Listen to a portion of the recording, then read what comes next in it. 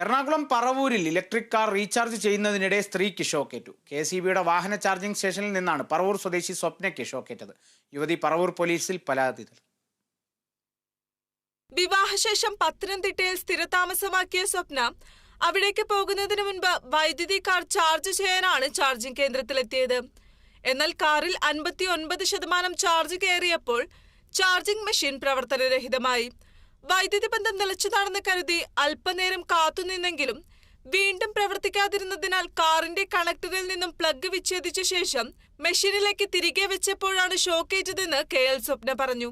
കാറിൽ നിന്ന് കണ്ണ് ഊരിയിട്ട് മെഷീനിലേക്ക് കണ്ണ് വെച്ചപ്പോൾ കറക്റ്റിൽ നമ്മൾ വെച്ചപ്പോൾ ഈ പറഞ്ഞ ഭയങ്കര വലിയ ശബ്ദം കേട്ടിട്ടൊരു പ്രകാശം പോലെ വന്നിട്ട് പിന്നെ ഷോക്കടിച്ച് വീഴുകയാണ്.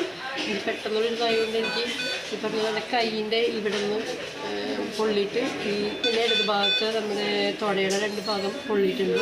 പിന്നെ ആദ്യമായിട്ടാണ് ഇങ്ങനൊരു സംഭവം.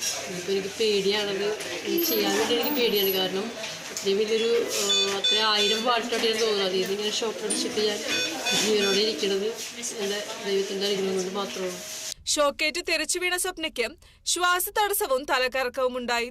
തുടർന്ന് വലതു കൈയിലെ തള്ളവിരലിനും ഇടതുകാലിനും പൊള്ളലേറ്റതിനെ തുടർന്ന് സ്വകാര്യ ആശുപത്രിയിൽ ചികിത്സ തേടി. 2022 സ്ഥാപിച്ച മെഷീനിൽ നിന്ന് ഇത്തരമൊരു സംഭവം മുൻപുണ്ടായിട്ടില്ലെന്നും മെഷീനിൽ നിന്ന് ഷോക്കേൽക്കാനുള്ള കാരണം അന്വേഷിക്കുന്നതായും KSEB അറിയിച്ചു. അതേസമയം സംഭവവുമായി ബന്ധപ്പെട്ട് സ്വപ്ന പറവൂർ പോലീസിൽ പരാതി നൽകിയിട്ടുണ്ട്.